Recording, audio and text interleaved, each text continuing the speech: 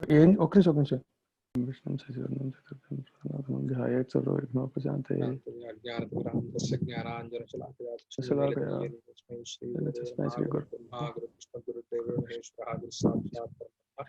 తస్మై శ్రీ గురు ఇందులో మనం జ్ఞానం దగ్గర ఉన్నాము. ఒక్క నిమిషం ముందరిది చదివేసి శబ్ద చదివి జ్ఞానానికి వద్దాం ఒకసారి. చూర్ణాది పిండి భావ హేతుర్గుణ స్నేహ జలమాత్ర వృత్తి శ్రోత్రగ్రాహ్యో గుణ శబ్ద ఆకాశమాత్ర వృత్తి స ద్వివిధ ధ్వన్యాత్మక వర్ణాత్మక కశ్చ తత్ర ధ్వన్యాత్మక భేర్యాదౌ వర్ణాత్మక సంస్కృత భాషాది రూపః సర్వ వ్యవహార హేతుర్గుణో బుద్ధిర్జ్ఞానం సా ద్విధ స్మృతిరనుభవశ్చ సంస్కార మాత్రజన్యం జ్ఞానం స్మృతి తద్భిన్నం జ్ఞానం అనుభవ. ఆ ముందుకు వెళ్ళేలోపు ఈ పాయింట్ దగ్గర మనం డిస్కస్ చేస్తూ ఉండేవాళ్ళం. బేసిక్గా ఇందులో ఏంటంటే నాకు ఇప్పుడు ఆ కాగితాలు దొరకలేదు, కానీ 95-96 టైంలో ఇలాగే నోట్స్ రాసుకుంటూ ఉండేవాడిని దేని గురించో. అందులో ఈ పాయింటే రాసుకున్నా. ఇలాంటి పాయింట్ అంటే వేవ్ ప్రాపగేషన్ లాగా నాలెడ్జ్ కూడా ప్రాపగేట్ అవుతుందా. అది మీరు మొన్న పోయినసారి అన్న పాయింట్ కూడా అలాంటిదే. బేసిక్గా శబ్దానికి రెండు ఉంటాయి అన్నట్టు చెప్పారు కదా. బేసిక్గా ముందు ఆ భేరి వల్ల వచ్చే శబ్దం, తర్వాత ముందు వచ్చిన దాని వల్ల తర్వాత వస్తుంది అని. అది సౌండ్స్ లైక్ వేవ్ ప్రాపగేషన్ బేసిక్గా. జ్ఞానం కూడా అలాగే. అంటే జ్ఞానం దగ్గరకు వచ్చేసరికి దాని ఫామ్ మారుతుంది అన్నట్టు. అంటే ఫామ్ మారుతుంది అంటే అది ఇంకొక దాన్ని పుట్టించేసి ఇది లుప్తం అవుతుంది. అనుభవం స్మృతిని సంస్కారాన్ని పుట్టించేసి తను నశించిపోతుంది. ఆ సంస్కారం కాలాంతరంలో ఎప్పుడో దానికి ఆ అన్ని సమయం సందర్భం కుదిరినప్పుడు అది మళ్ళీ ఇగ్నైట్ అయ్యి మళ్ళీ అది జ్ఞానానికి వస్తుంది. ఇక్కడ మళ్ళీ ఇంకొక విషయం చెప్పుకోవాల్సింది, ఈ సంస్కారంలో మళ్ళీ తేడాలు ఉంటాయి. దృఢతర సంస్కారము, శిథిల సంస్కారము, ఇట్లా అంటే ఏంటి కొన్ని విషయాలు మనకు వెంటనే గుర్తుకొస్తాయి చాలా ఫాస్ట్ గా. ఎందుకంటే అది ఎప్పుడు దాని గురించి వినటము, దాన్ని ఎక్సర్సైజ్ ఎక్కువ చేయటము. ఇప్పుడు మ్యాథమెటిక్స్ లో కనుక ఎక్సర్సైజ్ ఎక్కువ చేస్తే కనుక రిజల్ట్ చాలా ఫాస్ట్ గా ఇస్తూ ఉంటారు. సో అది దేని వల్ల అంటే దృఢతర సంస్కారం. ఆ సంస్కారం ఏదైతే ఉన్నదో అది బాగా మంచి పరిపుష్టంగా ఉంది. సో అందుకని ఏంటంటే దానికి కావాల్సింది దొరకంగానే వెంటనే వచ్చేస్తుంది. కొన్నిసార్లు మనం ఆలోచించుకొని ఉంటాము, ఆ తర్వాత నెమ్మదిగా లేట్గా అది గుర్తుకొస్తుంది. అంటే ఏంటంటే ఆ సంస్కారం శిథిలమైన ఉన్నది. ఇది దాని సంస్కారంలో కొన్ని అవస్థలు. సంస్కారం నశించడానికి కూడా ఆస్కారం ఉంది. అంటే ఇప్పుడు అనుభవం పుట్టింది, సంస్కారం పుడుతుంది, కానీ సంస్కారం అంటే కొన్ని విషయాలు మనకు గుర్తుండవు. అంటే ఇప్పుడు ఎట్లాగా కోమాలో వెళ్ళొచ్చిన తర్వాత కొన్ని విషయాలు, లేకపోతే దెబ్బ తగిలిన తర్వాత కొన్నిసార్లు వాళ్ళ లాస్ ఆఫ్ మెమరీ ఇట్లాంటివి. సో దానిలో కొన్ని ఏంటది, దానికి 3 కారణాలు చెప్తారు. రోగ, కాల, అదృష్టం. అదృష్టం సరే అన్నిటికీ ఉన్నది అనుకోండి. రోగోవా కాలోవా అని చెప్తారు. అంటే రోగం, ఏదైనా రోగవశాత్తు సంస్కారం నశించవచ్చు. కాలం అంటే బాగా చాలా కాలం అయిపోయిన తర్వాత సంస్కారం నశించు, అంటే అది మళ్ళీ ఉద్బుద్ధం అవ్వాల్సినటువంటి పరిస్థితులు ఏర్పడకపోతే అది ఒకానొక సమయంలో నశించడానికి ఆస్కారం ఉంది. సో ఇట్లా ఇది కూడా ఒక అంశం. సో ఇది స్థూలంగా, ఇది ఇప్పుడు సూక్ష్మంగా ఆలోచిస్తే అసలు జ్ఞానం స్ట్రక్చర్ ఏంటి అని సూక్ష్మంగా ఆలోచిస్తే, ఇప్పుడు ఒక ఆలోచన ఉంది, ఏదైనా ఒక ఆలోచన. ఇప్పుడు నేనేం మాట్లాడుతున్నాను, తర్వాత ఏం మాట్లాడబోతున్నాను, అది మాట రూపంగా వచ్చే లోపలే ఆలోచన రూపం ముందు అది తయారై పూర్తిగా సిద్ధంగా ఉన్న తర్వాతే అది మాటలుగా మార్చుతున్నాం. సాధారణంగా అలాగే అవుతుంది. కొన్నిసార్లు రెండు ఒకేసారి అవుతున్నాయా అన్నట్టుగా అనిపిస్తూ ఉంటుంది. అంటే అది అంటే ఆ అభ్యాసం ఎక్కువ అవ్వటం. అంటే ఆ సూక్ష్మంగా మనం దాన్ని ఆ ప్రాసెస్ ని మనం అదే ఏదో శతపత్రచ్ఛేద న్యాయేన అనే దీనిలో తీసుకుంటాం. అవును, అలా మసిల్ చూస్తే మెమొరీ లాంటిది, మసిల్ మెమొరీ లాంటిది. స్ట్రక్చరల్ గా ఆలోచిస్తే సూక్ష్మంగా ఈ జ్ఞానం అనేది రెండు పాయింట్లు బయటపడతాయి కదా. ఒకటి ఏంటంటే ఇది క్షణికం. ఫస్ట్ ఆఫ్ ఆల్ జ్ఞానం కలగడం అనేది ఒక ఈవెంట్, అది ఒక ప్రాసెస్ కాదు అన్నట్టు. అంటే అది జరుగుతూ ఉండదు, ఒక్కసారి అయిపోతుంది. అది వచ్చి కలిగింది జ్ఞానం, ఇంతకు ముందు లేదు, ఇప్పుడు ఉంది. ఆ ఒక క్షణికం అని అనుకుంటున్నాం. ప్లస్ రెండోది ఆ ఒక్క జ్ఞానం కలగడం అనేది ఒక వస్తువు ఇంకొక చోటుకు వెళ్ళినట్టు, ఒక వస్తువు ఇంకో దాని మీద పెట్టినట్టు అలా అవడమా, లేకపోతే ఆ పాక ప్రక్రియ లాగా ఏదైనా పరివర్తన చెందడం వల్ల జ్ఞానం కలిగిందా? ఇప్పుడు ఆ రెండు వేరే ఆలోచిస్తే ఒకటి ఏంటంటే, ఇప్పుడు చేయిలో పెట్టారు, నేను ఒక పండు తీసి మీ చేతిలో పెట్టాను, ఇక్కడ ఉండేది అక్కడ ఉంది. ఇప్పుడు ఒక క్షణం మీ చేతిలో ఏం లేదు, ఇంకొక క్షణంలో ఒక పండు ఉంది. ఒక ఆలోచన ఉంది, నేను ఒక ఆలోచన మీ ముందు పెట్టాను, ఇంతకు ముందు మీకు ఆలోచన లేదు, తర్వాత క్షణంలో మీకు ఆలోచన ఉంది. సో ఆ రకంగా ఆలోచిస్తే ఈ రెండిటికి కొంత సారూప్యత ఉంది కదా. ఈ పండు ఆలోచన పెట్టారు అన్నట్టు ఉంటుంది, అదొకటి. రెండోది ఏంటి, ఇదే ఉదాహరణగా తీసుకుంటే ఈ పండు అనేది ఒక వస్తువు, ఆ వస్తువు తీసి ఇక్కడికి స్థానభ్రంశం చెందింది, లిటరల్లీ ఇక్కడి నుంచి అక్కడికి డిస్ప్లేస్ అయిపోయింది. అది ఆలోచన అలా కాదు కదా, అది డిస్ప్లేస్ అవ్వలేదు, కాపీ కూడా అవ్వలేదు. ఎసెన్షియల్లీ ఈ ఇన్ఫర్మేషన్ మీకు ఎలా అందింది అంటే, మీలో ఆ ఆలోచన ఎలా కలిగింది, ఎలా ఫామ్ అయింది. దానికి మనం ప్రమాణాలు అంటే ఏమిటి ఫస్ట్ దాని మీద. అంటే ఇప్పుడు జ్ఞానం వచ్చేసరికి అవుట్పుట్ కదా, సో దీని కారణాల గురించి మనం క్లారిటీ వస్తే అప్పుడు అది ప్రాసెస్ బాగా తెలుస్తుంది. అంటే ఇప్పుడు జ్ఞానం కలగడానికి హేతువులు ఏమిటి? ప్రమాణాలు అంటాం, వాటినే మనం ప్రమాణాలు అంటాం. ప్రత్యక్షము, అనుమానము, ఉపమానము, శబ్దము, అలాగే అనుపలబ్ధి, అర్థాపత్తి. అంటే నైయాయికులు అంగీకరించకపోయినా వేదాంతులు అంగీకరిస్తారు, అనుపలబ్ధి, అర్థాపత్తి అని చెప్పి. సో ఇవన్నీ ఈ జ్ఞానం పుట్టడానికి ముఖ్యమైనటువంటి కారణం. ఫస్ట్ మనం ప్రత్యక్షం తీసుకుంటే అది బాగానే తెలుస్తుంది. ఇప్పుడు ఇంద్రియాలు, సో ఇంద్రియాల విషయానికి వచ్చేసరికి ఏంటంటే, నేను ఇంతవరకు చూడలేదు, అంటే నేను చాలా చూడనటువంటి పదార్థాలు నా జీవితంలో మొట్టమొదటిసారి, అంటే చిన్నపిల్ల పుట్టినప్పుడే సంగతి తీసుకుంటే కనుక వాడికి ఆ జీవితానికి సంబంధించి అది మొట్టమొదటి ఎక్స్పీరియన్స్. సో వాడికి అక్కడ ఆ ఇది కలగడానికి ఇంద్రియార్థ సన్నికర్షము, తర్వాత ఆలోకము, విషయము, ఇట్లాంటి రకరకాలు కలిగితే ఇది ఇంద్రియానికి ఉండేటటువంటి లక్షణం ఏంటి అంటే విషయగ్రాహకం, విషయాన్ని గ్రహించడం. గ్రాహకత్వం అంటేనే జ్ఞానోత్పత్తి, అంటే జ్ఞాన జనకత్వం. అంటే ఇంద్రియాలకు ఉన్నటువంటి స్వభావమే జ్ఞాన జనకత్వం, వాటి యొక్క నిర్వచనమే అట్లా ఉంది. సో ఇంద్రియము అర్థం అంటే విషయంతో సంబద్ధమైనప్పుడు అన్ని మిగతా కారణాలు, అంటే ఇప్పుడు కళ్ళకి దగ్గర తీసుకుంటే కనుక మనకి లైట్ ఉండాలి, అంటే ఆలోకం ఉండాలి. సో ఇట్లా రకరకాలు ఏవైతే కారణాలు అన్ని సమకూరినప్పుడు ఇంద్రియం చేయగలిగినటువంటి పని ఏమిటి అంటే జ్ఞానాన్ని ఉత్పత్తి చేయగలడు, అంటే జ్ఞానాన్ని ఉత్పత్తి అయ్యేటట్టు సహకరించడం. అంటే ఇప్పుడు లేనటువంటిదే ఇక్కడ పుడుతోంది, డిస్ప్లేస్మెంట్ అనేది కాదు. అయితే అదొకటి. రెండోది ఆత్మ ఇంద్రియ సంయోగం అనుకున్నాం.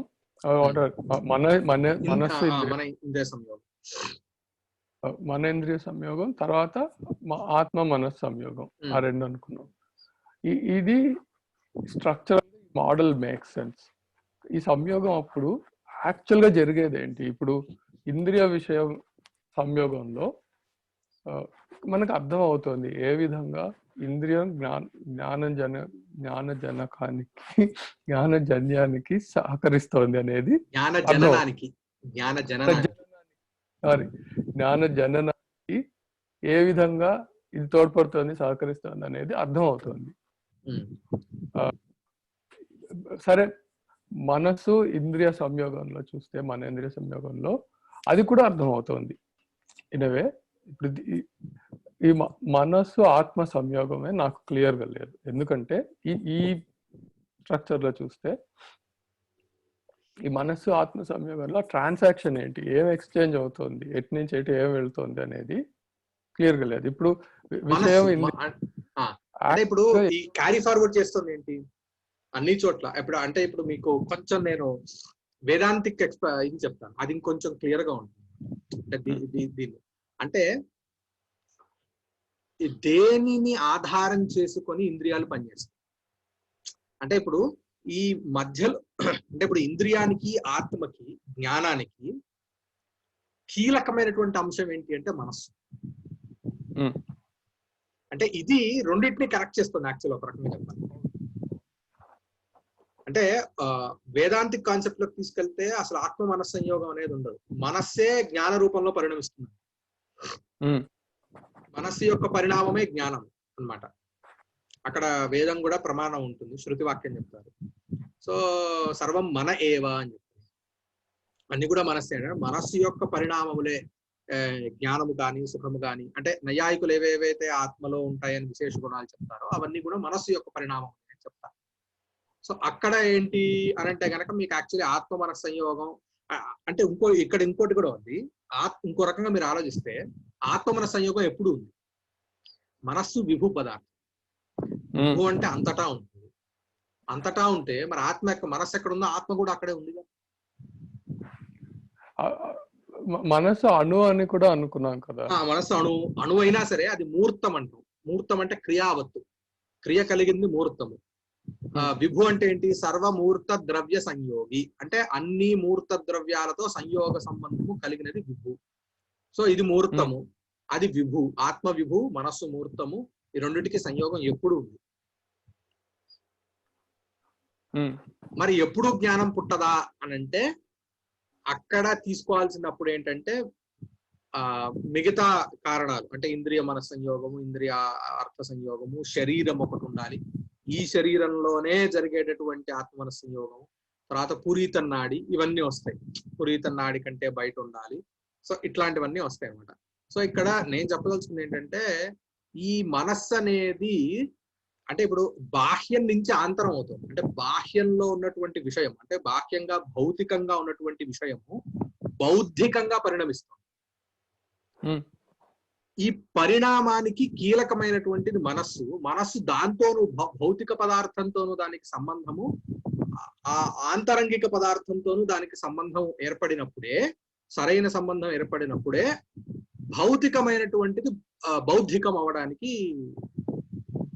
ఆస్కారం ఉంటుంది. అంటే అక్కడ కీలకం ఒకటి ఉండాలి, బ్రిడ్జ్. అవును, ఈ పార్ట్ నాకు అర్థం అవుతుంది. బహుశా మనం దీనికి నేను సరిగ్గా సెటప్ చేయట్లేదు ఏమిటో, ఒక క్వశ్చన్ మీకు క్లియర్ గా తెలియట్లేదని నాకు అనిపిస్తుంది. ఎందుకంటే ఇప్పుడు ఏ విధంగా అయితే మనం ధ్వనికి అనుకుంటామో, శబ్దానికి అనుకుంటున్నామో, దానికి ఒక స్ట్రక్చరల్ డిస్క్రిప్షన్ ఇవ్వగలిగాం మనం. ఇది ఇక్కడ ఉంటుంది, అది అక్కడ ఉంటుంది, ఇది అది అవుతుంది అని. దాంట్లో ఈ భాగాలు ఉంటాయి, అవి ఈ విధంగా ఇంటరాక్ట్ అవుతున్నాయి పరస్పరం అని చెప్పగలుగుతున్నాం. జ్ఞానం విషయంలో అలా చెప్పలేకపోతున్నాం. అలా చెప్పినా నాకు నేను తెలుసుకోలేకపోతున్నాను. ఎందుకంటే ఇప్పుడు మనస్సు ఆత్మ సంయోగం అవసరం, దానివల్ల జ్ఞానం ఉంటుంది అని డెఫినేషన్ గా నాకు అర్థం అవుతుంది. కానీ అప్పుడు ఏం జరుగుతుంది? ఇప్పుడు విషయం అర్థ ఇంద్రియ సంయోగం అంటే నిజంగా పృథ్వీ విషయంలో తీసుకుంటే ఆ పృథ్వీ వచ్చి ఘ్రాణేంద్రియానికి తగిలితే అప్పుడు దాని ఎఫెక్ట్ ఉంటుంది. చక్షురింద్రియం తీసుకుంటే కాంతి నిజంగా వచ్చి దాని సంస్కృత టర్మ్ మర్చిపోయాను, ఆ నల్లగుడ్లో పడితే అప్పుడు మనకి తెలుస్తుంది. మిగతా వాటికి కూడా అంతే. ఆ సంయోగం చాలా క్లియర్ గా ఉంది. అది డిస్ప్లేస్మెంట్ ఎగ్జాంపుల్ లాగా ఫిజికల్ గా ఒక వస్తువు ఇంకొక వస్తువు తెలుస్తున్నాయి. ఇంద్రియ మనస్ సంయోగం కూడా అర్థం అవుతుంది, ఎందుకంటే ఇది ట్రాన్స్డ్యూసర్ లాంటిది. బేసిక్ గా ఇప్పుడు టేప్ రికార్డర్ లో పెడితే అది ఎలక్ట్రిసిటీని సౌండ్ గా మార్చింది. కానీ మీరు ఇక్కడ ఆలోచించండి, కానీ పుట్టేటువంటి జ్ఞానం ఎక్కడుంది? ఆత్మలో ఉంది. అవును, అనుకుందాం. ఆత్మలోనే. నైయాయికుల రీత్యా పుట్టేటటువంటి జ్ఞానం ఎక్కడుంది? ఆత్మలో ఉంది. మరి ఈ అర్థము ఏ ఏ మార్గాల ద్వారా ఆత్మ వరకు చేరాలి? అది క్లియర్ గా ఉంది నాకు. అందులో అందుకనే ఆత్మమన సంయోగం అని అంటున్నాను. అంటే మీరు ఎందుకు ఇంద్రియ మన సంయోగం వరకు వచ్చారు. యాక్చువల్ ఏం చేసింది? ఈ ఇంద్రియము ఆ విషయాన్ని క్యారీ ఫార్వర్డ్ చేసింది మనస్సు వరకు. ఈ మనస్సు ఆత్మకి క్యారీ ఫార్వర్డ్ చేస్తేనే కదా ఆత్మలో జ్ఞానం పుట్టేది. ఎండ్ రిజల్ట్, ఎండ్ ప్రోడక్ట్ అక్కడే పుడుతుంది. మనస్సు ఆత్మ సంయోగం ఎందుకు, దాని అవసరం ఏంటి అనేది నాకు అసలు లేదు. అది చాలా క్లియర్ గా ఉంది విత్ ఇన్ ద మోడల్. ఇప్పుడు ఉంది, ఆత్మే అన్నిటికీ ఆధారంగా ఉంది అని అనుకున్నంత వరకు ఈ మనస్సు అసలు మనస్సు అణువు ఎందుకు ఉండాలి, అది విభువు ఎందుకు ఉండాలి, ఈ సంయోగం ఎందుకు అవ్వాలి, ఇవన్నీ నాకు బాగా అర్థం అవుతున్నాయి అని అనుకుంటున్నాను, అర్థం అవుతున్నాయి. కానీ అసలు ఏం జరుగుతోంది అనేది నాకు స్పష్టంగా లేదు. ఇప్పుడు ఈ ఎగ్జాంపుల్లోనే ఈ అర్ధేంద్రియ సంయోగంలో ఏం జరుగుతుందో తెలుస్తుంది. ఇంద్రియ మనస్ సంయోగంలో సింపుల్ గా అనుకోవచ్చు, ఏం తగిలినా అది ఒక ఎలక్ట్రిక్ పల్స్ ఇస్తుంది. అన్ని ఇంద్రియాలు ఎలక్ట్రిక్ పల్సెస్ ఇస్తాయి, మనసుకు మాత్రమే ఎలక్ట్రిక్ పల్స్ ఇంటర్ప్రెట్ చేసే ఫెసిలిటీ ఉంది అని అనుకోవచ్చు. ఉదాహరణకి ఈ ఇంద్రియాలకి మనసుకి మధ్య కమ్యూనికేషన్ ఎలా ఉంటుందో తెలుసుకోకర్లేకుండానే ఆ కమ్యూనికేషన్ ఉంటుంది, ఇన్ఫర్మేషన్ మాత్రం ట్రాన్స్ఫర్ అవుతుంది. నిజంగా నా చేతి మీద రాయి పడితే మనసు మీద రాయి పడక్కర్లేదు, రాయి పడింది అన్న ఇన్ఫర్మేషన్ వెళ్తే చాలు, అది క్లియర్ గా ఉంది. కానీ ఆ మనసుకి ఆత్మకి మధ్యలో ఏం ట్రాన్సాక్షన్ అవుతున్నదో నాకు తెలియదు, ఆలోచించలేకపోతున్నాను నేను. అంటే మీకు అనుభవం ఎలా కలుగుతుంది? జ్ఞానం అంటే మీకు ఆత్మలో ఆ పుట్టేంత వరకు మీకు ఆ కాన్షియస్ అంటే ఆ ఇదే తెలియట్లా, మీకేం తెలిసిందో కూడా మీకు తెలియదు. మీకు తెలియటం అనేది జరుగుతోంది అని అంటేనే మీకు ఆత్మలో జ్ఞానం పుడుతుంది అని అనుకోవాలి. అవును. సో ఆత్మలో అంటే ఏంటి? ఆత్మ వరకు ట్రావెల్ చేయాలిగా విషయం. అవును. ఇప్పుడు సరే, ఇంకొక ఏమంటారు ఉపమానం తీసుకుందాం దీంట్లో. ఆత్మ ఒక లేక్ అనుకుందాం. యాక్చువల్లీ ఇక్కడ నేను అదే చెప్పబోతున్నాను. ఇదే దృష్టాంతం వేదాంత పరిభాషలో చెప్తాను. అవును, అదే కుల్యాత్మన ప్రవిశతి అని చెప్పని అంటారు అక్కడ. అంటే ఒక పెద్ద లేక్ నుంచి మనం ఒక చిన్న పాదు తవ్వితే దానిలో నుంచి నీళ్లు వెళ్తాయి. సో ఈ పెద్ద లేక్ విషయము, ఈ పాదు అనేది ఇంద్రియము, దీని నుంచి రెండో లేక్ వచ్చేసరికి మనస్సు ఆ లేక్ లోకి పరిణమిస్తుంది, అంటే వస్తోంది. అంటే ఈ విషయము త్రూ అంటే ఇంద్రియం అనే రంధ్రం ద్వారా, లేకపోతే ఆ కెనాల్ ద్వారా ఒక లేక్ విషయం అనే లేక్ లో నుంచి నీళ్లు వచ్చి మనస్సు అనే లేక్ లోకి వస్తున్నాయి. ఇది అక్కడ చెప్పేటటువంటి దృష్టాంతం.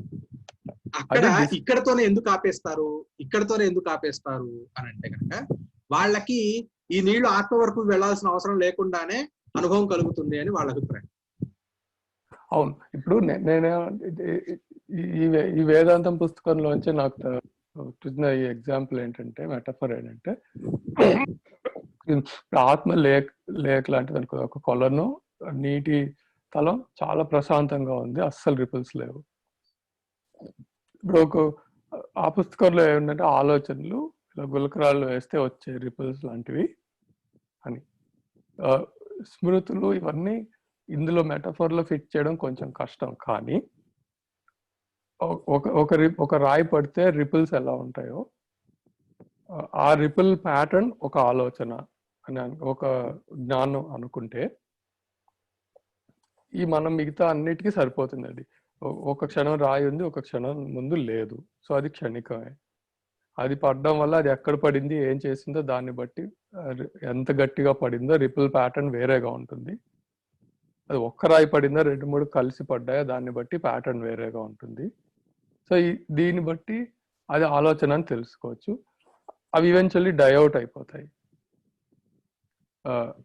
సో ఇక్కడ నుంచి మెమరీకి ట్రాన్స్ఫర్కి వేరే మెటఫర్ ఏదైనా తీసుకోవాలి. కానీ ఆలోచన అసలు జ్ఞానం అంటే ఏంటి, అది ఎలా కలిగింది అంటే మీరు ఇప్పుడు వేదాంతిక్ మెటఫర్స్ తీసుకుంటే ఇక్కడ అర్థం చేసుకోవడానికి ప్రాబ్లం వస్తుంది.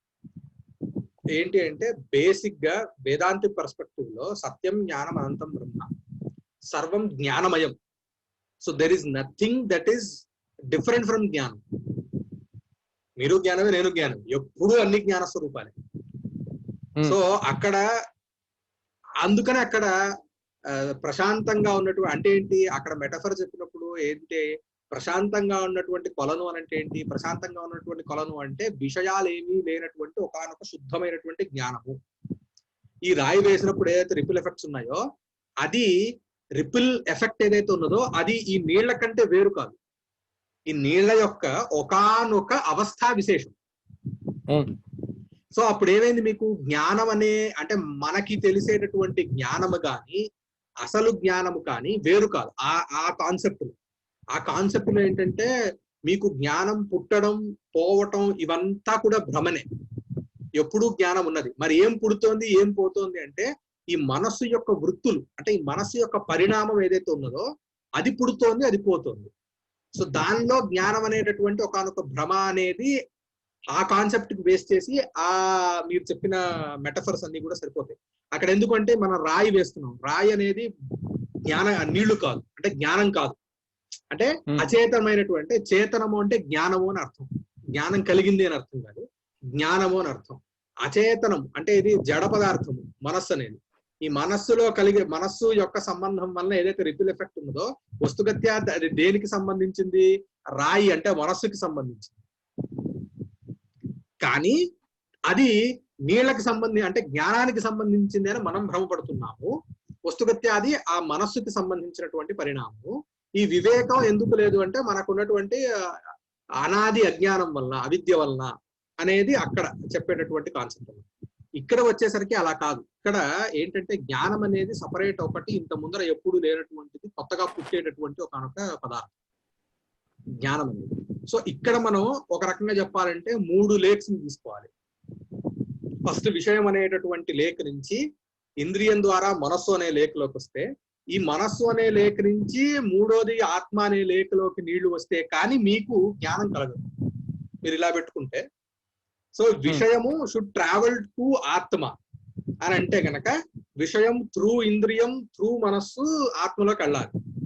సో ఇప్పుడు ఇక్కడ ట్రాన్సాక్షన్ ఏంటి, విషయ అర్థ సంయోగం కలగడం వల్ల అర్థాన్ని విషయం క్యారీ ఫార్వర్డ్ చేసింది అనుకుంటాం. అంటే ఒక దీనిగా తీసుకుంటాం, ఇంద్రియం క్యారీ ఫార్వర్డ్ చేసింది, ఇంద్రియం తర్వాత వెళ్ళి మనస్సుతో కలగడం వల్ల మనస్సు దాన్ని క్యారీ ఫార్వర్డ్ చేసింది, మనస్సు వెళ్ళి ఆత్మతో కలిగిన తర్వాత మనస్సు ఉన్నటువంటి ఆ విషయం ఆత్మలోకి వెళ్ళిన తర్వాత అది దాన్ని జ్ఞాన రూపంలో దాన్ని ప్రాసెస్ చేసి మనకి తెలియజేసేటట్టు చేస్తుంది. మనకు తెలిసేటట్టు, తెలియటం అంటేనే అది కదా. సో ఇప్పుడు రెండు జరుగుతాయి కదా. అప్పుడు ఒకటి ఎక్స్క్యూజ్ మీ, ఒకటి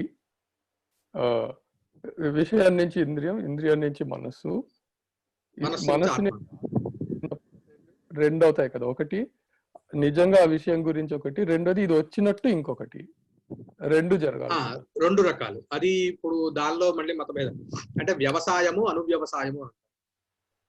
అయం ఘట అనేది ఒక జ్ఞానం, అయం ఘట ఇది అహం జానామి, ఇది ఘటమని నాకు తెలుసు, ఇది అనువ్యవసాయం. అంటే జ్ఞానం ఒకటి, జ్ఞాన విషయక జ్ఞానం రెండోది. నాకు తెలిసింది అని తెలియటం, ఈ రెండో తెలియటాన్ని అనువ్యవసాయం అంటారు. ఈ రెండు కలుగుతాయి మనకి. అనుమినోమి అంటది అనుభవామి అనే ప్రత్యక్షం. నేను ఇప్పుడు ఘటాన్ని అనుభవిస్తున్నాను అని అంటే దాని అర్థం ఏంటి, నాకు ఘట విషయకమైనటువంటి జ్ఞానం ఉన్నదని నాకు తెలుస్తోంది, అది కూడా కలుగుతుంది.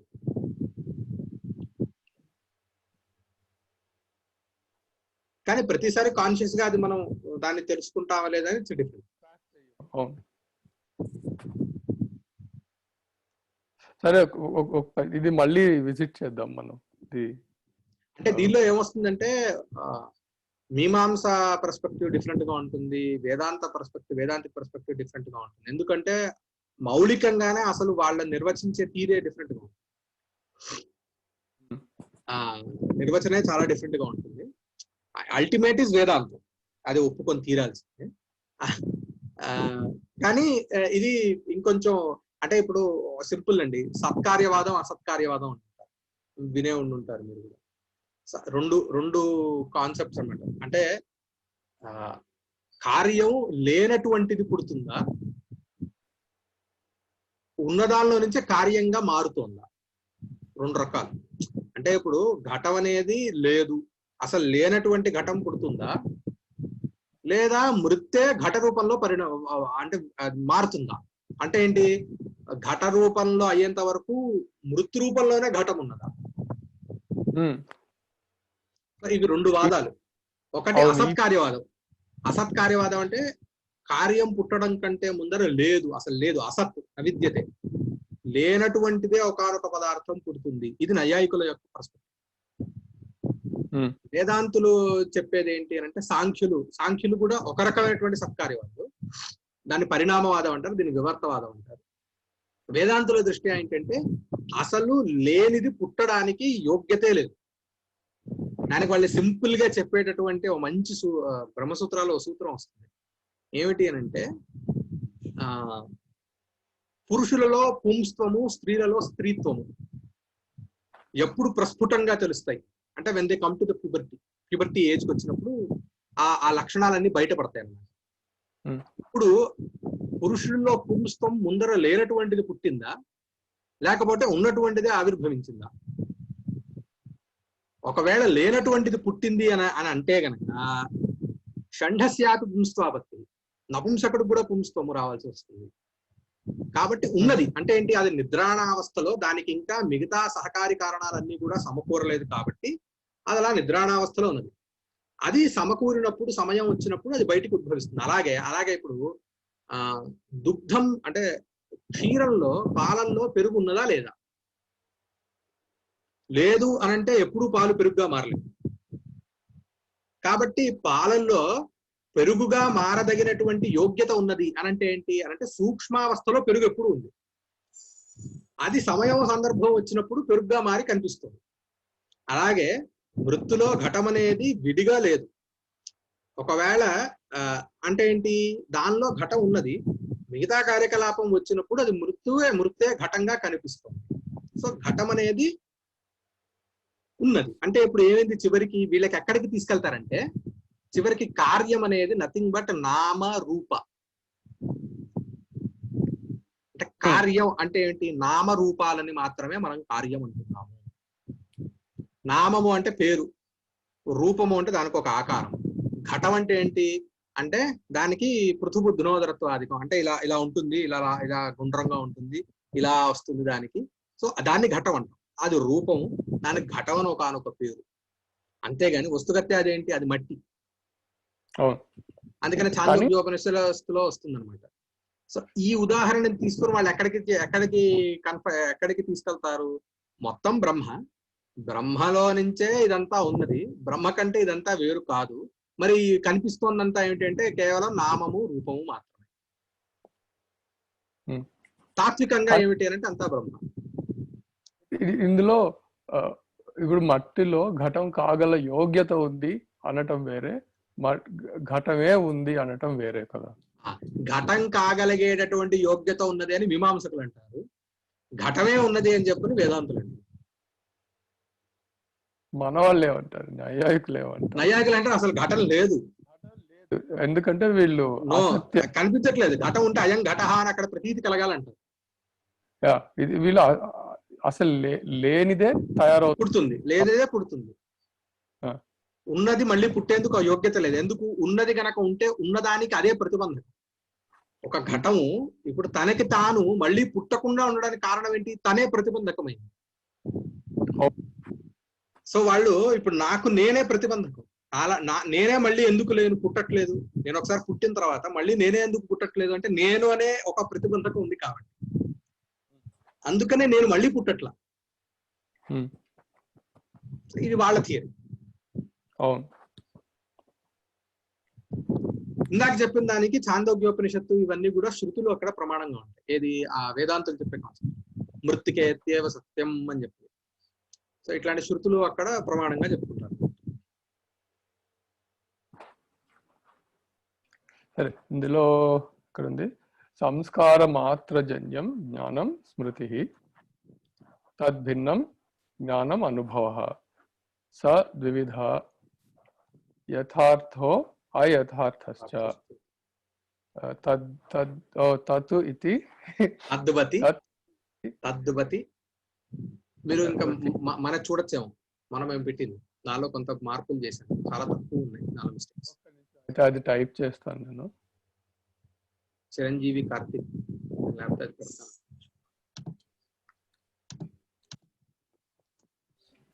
చిరంజీవి టిహెచ్ ఉందా టిఐఏ ఉందా? .me/తర్క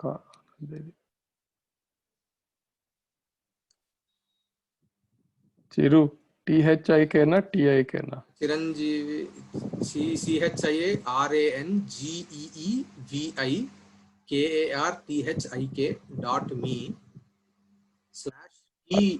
క్యాపిటల్. URL కి టీలతో సంబంధం లేదు. చాట్ లో ఉంది, చాట్ లో పెట్టాను. ఒక్క నిమిషం,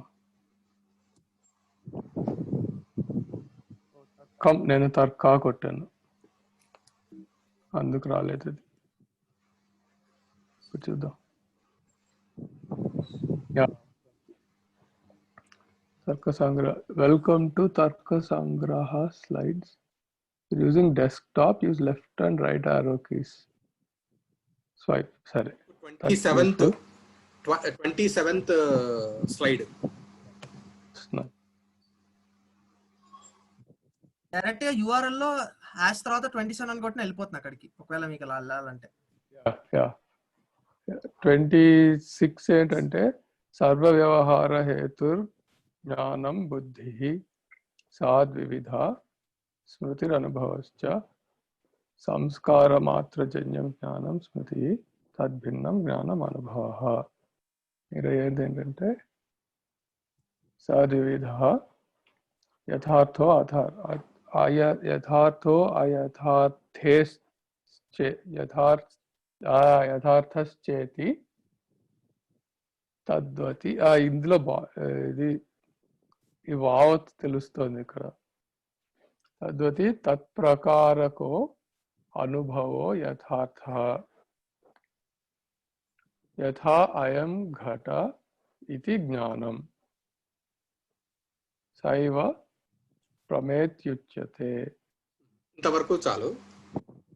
సో ఇప్పుడు ఇక్కడ యథార్థానుభవం అయథార్థానుభవం అంటే ఎలా చెప్పాలి, ఇది భ్రమ కానటువంటిది యథార్థం, భ్రమనే అయథార్థం అంటారు. దానికి చెప్పే లక్షణం ఏంటి? తద్వతి తత్ప్రకారక అనుభవ యథార్థ అంటే తద్వతి అనేంత వరకు పరిచాయకంగా తీసుకోవాలి. పరిచాయకం అంటే అది వస్తుగత్యా మనకి జ్ఞానంలో విషయం అవ్వదు. అంటే ఇప్పుడు మనం అయం ఘట అనే స్థలం, ఇది దానికంటే బెస్ట్ ఏంటంటే ఇదం రజతమే తీసుకుందాం.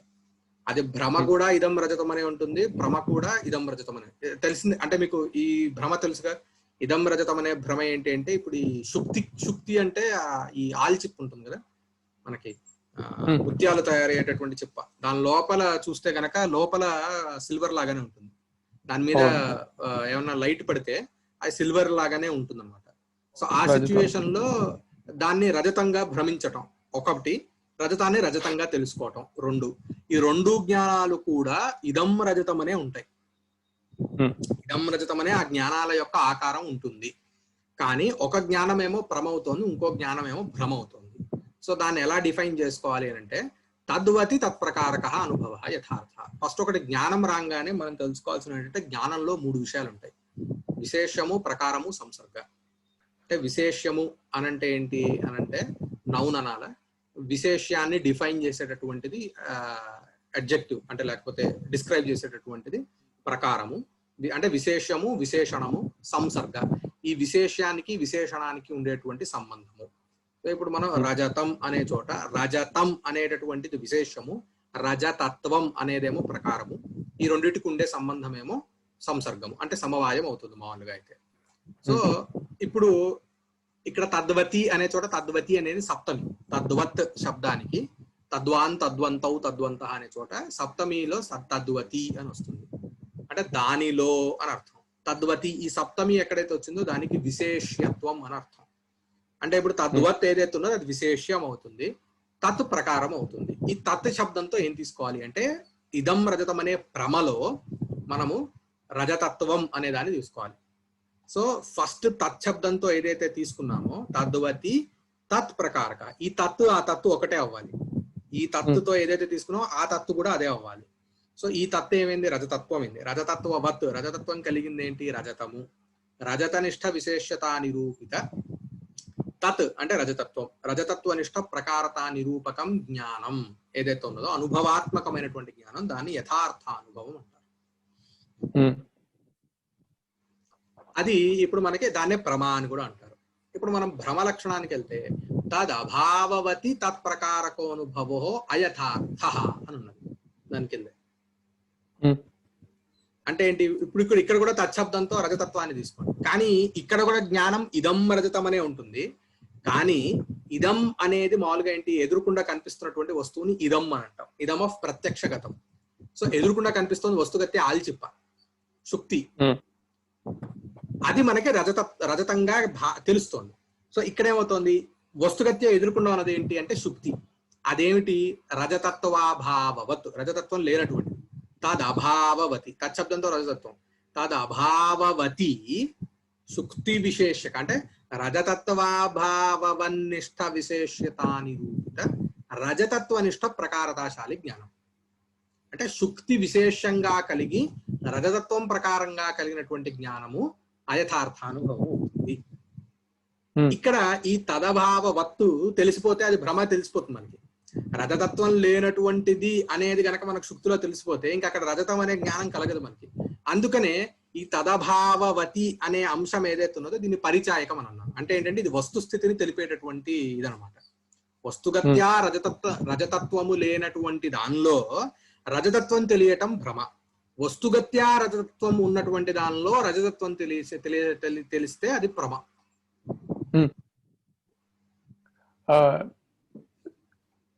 ఇప్పుడు ఈ దీంట్లో నాకు ఒకటి కాదు, రెండు విషయాలు ఉన్నాయి. కొంచెం నివృత్తి కావాలి దాంట్లో. ఏంటంటే ఒకటి, రెండు మనకి వేరే ఏం తెలుసో దాన్ని బట్టి భ్రమని డిఫైన్ చేసుకుంటున్నాం కదా. ఇక్కడ మనకి ఆ కాంటెక్స్ట్ లేకపోతే అది భ్రమని మనం దీనికి వేదాంత పరిభాషలో మంచి వివరణ ఇస్తారు. ఎలాంటి స్థితిలో అంటే భ్రమకి సంస్కారం కావాలి. సంస్కారం అంటే ఇందాక మనం అనుకున్న సంస్కారమే. స్మృతికి కావాల్సినటువంటి సామగ్రి సంస్కారం కావాలి. తర్వాత అంటే ఇప్పుడు రజతమే మనకి ఎందుకు తెలుస్తోంది అంటే ఫస్ట్ మనకి రజతం అంటే ఎలా ఉంటుందో తెలియాలి. అంటే ప్రీ రిక్విజిట్స్ లో రజతం ఎలా ఉంటుందో తెలియాలి. తర్వాత ఇక్కడ మనకి రజతాన్ని స్మరింప చేసేటటువంటి సామగ్రి కూడా ఉండాలి. చాకచక్యాది సామగ్రి అంటే దాన్ని చాకచక్యాది సామగ్రి అంటారు. లైట్ పడంగానే అది మెరుస్తుంది. మెరిసినప్పుడు ఆ మెరియటం ఏదైతే ఉన్నదో అది రజతంలో కూడా మనకు చూస్తాం. సో ఈ మెరియటం అనేది, ఈ మెరవటం అనేది ఏమైంది? ఇది ఉద్బోధకమైంది. అంటే ఇది ఇగ్నైట్ చేసింది. ఆ రజత విషయక సంస్కారాన్ని ఇగ్నైట్ చేసి రజతం మనకి స్మరణలోకి వస్తుంది. వచ్చిన తర్వాత మనకి అదే ఇది అని అన్నట్టుగా కలుగుతుంది అనమాట. సో ఇది భ్రమ యొక్క ప్రాసెస్ లో ఒకళ్ళు అంటే దీన్ని నైయాయికులేమో జ్ఞాన లక్షణ ప్రత్యాసత్ అంటారు. అంటే దాన్ని నిర్వచించే తీరులో తేడా ఉంటుంది. వేదాంతులు అయితే దాని భ్రమని నిర్వచించే సపరేట్ కాన్సెప్ట్ వాళ్ళది వేరు, పూర్తిగా డిఫరెంట్ గా ఉంటుంది. ఇక్కడ ఏమిటి అని అంటే రజతంలో మనకి తెలిసినటువంటి రజతం స్మరిస్తాం, అదే ఇక్కడ మనకి జ్ఞానంలో విషయం అవుతుంది. సో ఇది నైయాయికులు చెప్పేటటువంటిది అనమాట. అవును, బేసిక్ గా అదే అడగబోతున్నాను నేను. ముందు ఒకటి తెలిసి ఉండాలి, తెలిసినది కావాలి, అప్పుడే అది భ్రమగా పనికొస్తుంది. అంటే అది భ్రమ అని తెలుసుకోవడానికి ఇంకొక థర్డ్ పీస్ ఆఫ్ నాలెడ్జ్ ఇంకోటి కావాలి, దానికి మళ్ళీ చెప్తారు విఫల ప్రవృత్తి జన, అది అనుమానం వల్ల తెలుస్తుంది అని నైయాయికులు చెప్తారు. అంటే ఏంటి అంటే మిగతా వాళ్ళు కూడా అంటే ఏంటి తర్వాతే తెలుస్తుంది భ్రమనా ప్రమాణం. మనకి భ్రమ కలిగినటువంటి క్షణంలో మనకి అది భ్రమగా తెలియదు, అది భ్రమగానే అంటే మనం ప్రమేయాన్ని అనుకుంటాం. అది ఎప్పుడు భ్రమణ ప్రమాణ అని తెలుస్తుంది అంటే ఇప్పుడు అది రజతం అనే భ్రమ కలిగిన తర్వాత వీడికి అది కావాలనిపించి వాడి దగ్గరికి వెళ్తాడు, దగ్గరికి వెళ్ళి చూసి ఇది రజతం కాదు ఇది శుక్తి అంటాడు. అప్పుడు ఏమవుతుంది, ఎప్పుడైతే వాడు వెళ్ళి విఫల ప్రవృత్తి, వాడు దేని గురించి వెళ్ళాడు రజతం గురించి వెళ్తే వాడి ప్రయత్నం విఫలమైంది. విఫల ప్రవృత్తి కలిగిన తర్వాత వాడు ఏమంటాడంటే పూర్వోత్పన్నం జ్ఞానం అప్రమా, పూర్వం నాకు ఏదైతే ఇదం రజతం అనే జ్ఞానం తెలిసిందో అది భ్రమ అప్రమా, ఎందుకు విఫల ప్రవృత్తి జనకత్వాత, నాకు విఫల ప్రవృత్తిని పుట్టింపజేసింది కాబట్టి. సో ఆ ప్రామాణ్యం అనేది ఈ తర్వాతే తెలుస్తుంది అనేది దాని ప్రాసెస్ వేరు. అంటే భ్రమగా తెలియటం వేరు, వాస్తవికంగా భ్రమ అవటం వేరు, ఈ రెండులో తేడా. ఇంకొక ఉదాహరణ ఏమందాం అనుకున్నా అంటే ఎండమావులు టిపికల్ గా చెప్తారు కదా. ఇప్పుడు మనం వెళ్తుంటాం, నీళ్ళు ఉన్నట్టు అనిపిస్తుంది, అవి లేవని తెలుసు కానీ నీళ్ళలాగే కనిపిస్తాయి, తెలిసినా కూడా అది నీళ్ళలాగే. అది మళ్ళీ ఇంకో అక్కడ కారణం ఏంటంటే దాని ఇచ్ఛాజన్యం. అక్కడ మీకు కోరిక, మీకు దాహం బాగా వేస్తూ ఉంటే దీన్ని అంటే దీనిలో రెండు రకాలు ఉంటాయి.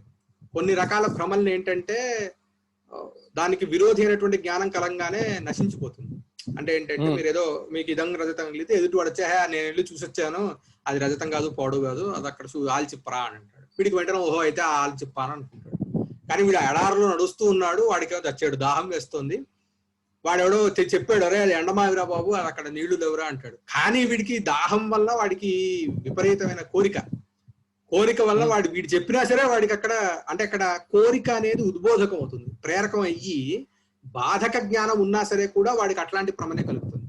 దీనికి కామినీ జిజ్ఞాస అని చెప్పని పేరు చెప్తారు. కామినీ జిజ్ఞాస అని అంటారు. అంటే ఒక వేశ్య మీద ఎవడికో విపరీతమైన కోరికట, చాలా అందగత్తేట, వాడికి తెలుసు ఎదురుకుండా లేదు అని తెలిసినా అది ఎదురుకుండా ఉన్నట్టే కనిపిస్తుంది. అంటే ఏంటి, వాడికి జ్ఞానం కలుగుతోంది, ఇక్కడే ఉంది కామిని అని చెప్పని కలుగుతోంది. దాంతో పాటుగానే ఇక్కడ వస్తుగత్య లేదని తెలిసినా వాడికి ఎందుకు కలుగుతోంది జ్ఞానం అంటే దాని మీద ఉన్న మోహం వల్ల. ఇది మనకి చాలా చోట్ల ఇప్పుడు చాలా సార్లు ఏంటంటే సడన్ డిమైజ్ అయినప్పుడు, సడన్ గా అనుకోని పరిస్థితుల్లో కొంతమంది పోయినప్పుడు తర్వాత అరే అక్కడ వెళ్తున్నాడేమో అని చెప్పని మనకి అంటే యాక్చువల్లీ బాధక జ్ఞానం మనకు ఉంటూ కూడా మనకి ఇంకా ఆ సంస్కారం చాలా దృఢతరంగా ఉంటుంది. వాడు ఇంకా బతుకున్నాడు అనే సంస్కారం ఇంకా పోదు పూర్తిగా, వాడు చచ్చిపోయాడు అనే దాన్ని మనం ఇంకా పూర్తిగా దాన్ని మనం జీర్ణించుకోలేం, డైజెస్ట్ చేసుకోలేం. ఆ సమయంలో మనకి ఎదుర్కొన్నా కనిపిస్తారు వాళ్ళు. యాక్చువల్ భ్రమ. దీన్ని కూడా చర్చిస్తారు. అంటే దీన్ని ఏ జ్ఞానము దీన్ని కొట్టబడదు, అంటే ఏ జ్ఞానం చేత దీన్ని నాశనం అనేది కరగదు. ఎందుకంటే ఇచ్చ అనేది అంత ప్రబలంగా ఉంది అక్కడ, సంస్కారం అనేది అంత గట్టిగా ఉంది కాబట్టి దాన్ని ఎవరు ఏమీ చేయలేరు. అది కొంతమందికి వేళ్ళు చేతులు అంటే పోతే పూర్తిగా వాళ్ళకి అవి ఉన్నట్టే అనిపిస్తూ ఉంటుంది. నిజానికి అక్కడ చేయి లేకపోయినా చేయి ఉన్నట్టే వాళ్ళకి అనుభూతి కూడా చెందుతుంది. అనుభూతి ప్లస్ వాళ్ళకి అదేంటే అది లేనట్టు వాళ్ళకి తెలియదు, ఉన్నట్టు అనిపించదు కాదు, లేనట్టు కూడా తెలియదు. కొన్ని మనం లేనట్టు తెలిసినా ఉన్నట్టు అనిపిస్తుంటాయి. ఈ రెండు ఉన్నాయి. ఒకదానికేమో దృఢతర సంస్కారం, ఇప్పుడు చెయ్యి పోగానే అక్కడ ఏంటంటే వాడు చాలా ఏళ్ళ బట్టి వాడు పుట్టిన దగ్గర నుంచి ఆ చెయ్యి ఉంటుంది. సో ఆ సంస్కారం దృఢతరమైనటువంటి ఇందాకన్నా, సో ఆ సంస్కారం వల్ల వాడికి ఎప్పుడు ఉన్నది అనే స్మృతి కలుగుతూనే ఉంటుంది. సో వాడు దాన్ని ఫీల్ అవుతూనే ఉంటాడు. ఇంకోడికి వేరే ఆ సంస్కారం దృఢతరం అవ్వటం ఇంకో రకరకాల కారణాల వల్ల వాడు కోరిక అనేది ఇంకొంచెం ప్రబలంగా చెప్తారన్నమాట. సో ఐ థింక్ మనం ఇవాళ పాజ్ చేద్దాం. ఏం అవుతుంది మీకు?